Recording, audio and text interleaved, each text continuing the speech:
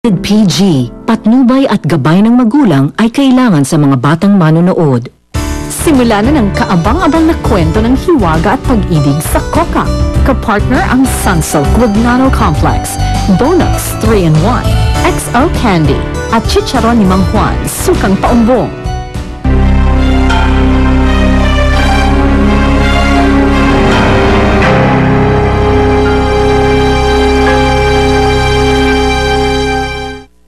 Elizabeth, ikaw ang may dala ng bulaklak? You got it figured out. Pero bobo ka pa rin. Elizabeth, wag! Elizabeth, wag mo ituloy! I heard okay na daw si Kara, so I'm officially off the hook, Marsha. Pwede ka pa rin madiin sa ginawa mo sa kanya. They can even sue you for frustrated murder.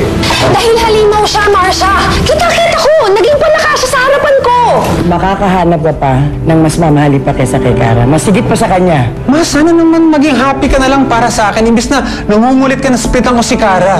Kung yung babae yung talagang pinipili mo, gayon pa lang, magbalot-balot ka na, Carl. I will disown you, Carl! Kara, alis na tayo dito. Lumayo tayo.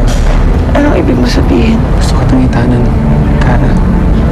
Hintayin kita bukas sa dati nating tagpuan. Sana dumating ka.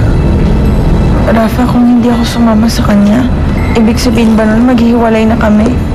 Niyaya kang magtanan ni Sir Carl.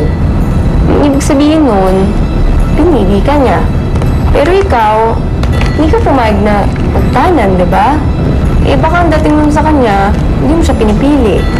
Kung ganun, baka magkahiwalay kayo.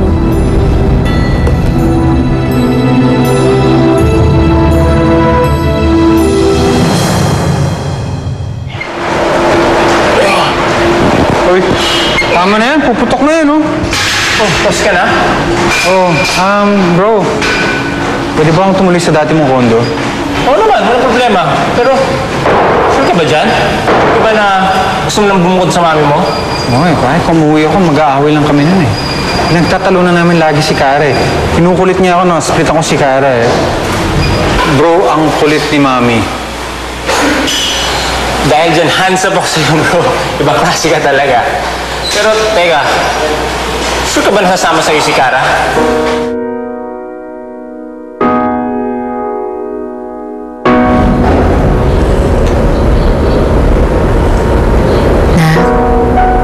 Pasensya na kagabi ha, hindi na ako nakabalik. Hindi na kasi ako pinayagan ni Norman umalis eh. Okay lang po, Nay.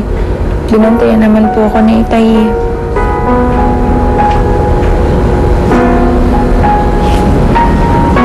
Nay?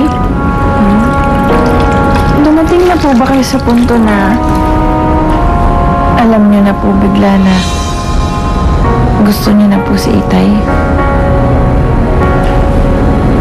Makasama habang buhay. Yung parang alam niyo na po talaga. Oo naman anak.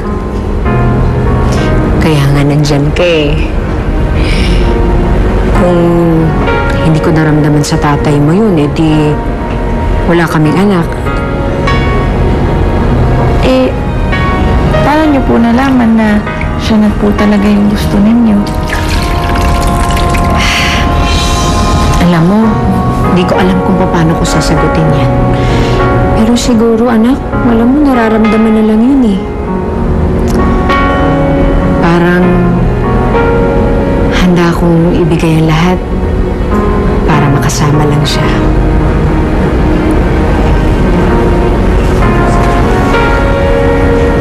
Nay, paano kung hiniling niya na iwan niyo si Lola Berta? Sasama pa rin po ba kayo sa kanya? Hindi naman kami dumating sa puntong yun, anak eh. Pero, kung mangyayari yun, siguro susundin ko siya. Alam mo kasi, anak, mahal na mahal ko ang tatay mo noon. Handa akong piliin siya. Higit sa kahit anuman.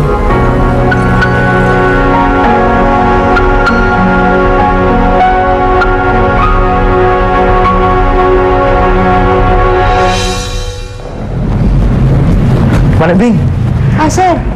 uuwi na daw si Kara. Uy, talaga? Mabuti naman. Mas maganda dito na siya magpagaling. Oo nga ho. Ano, kayo susundo? Hindi. Si Sir Norman daw. Pero okay lang yan. Dito ko lang sila hintayin.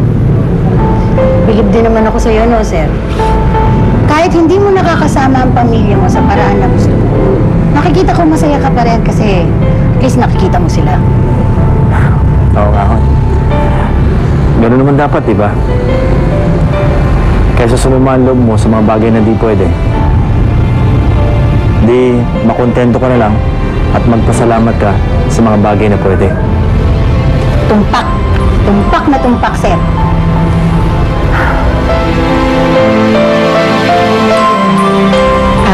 Anak, i-settle ko lang yung bill, ha?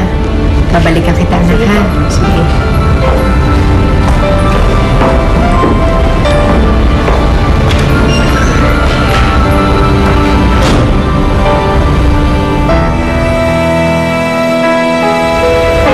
Seryoso ako, Kara.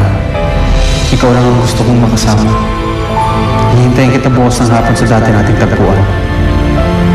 Sana dumating ka.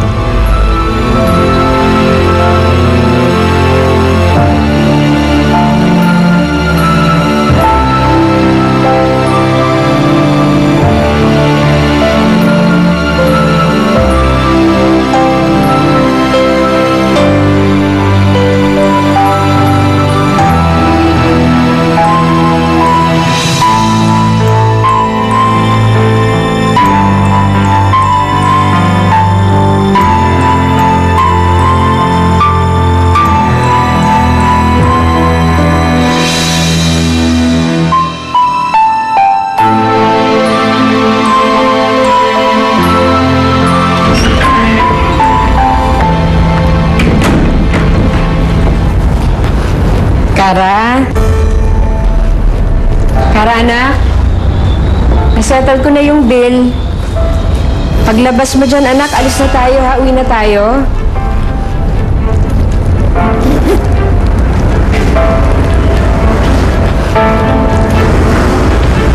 Ma'am? Nakita niyo ho ba yung pasyente dito, yung anak ko? Iniwan ko lang kanina. Umalis na po siya kanina po. Nagmamadali nga po eh.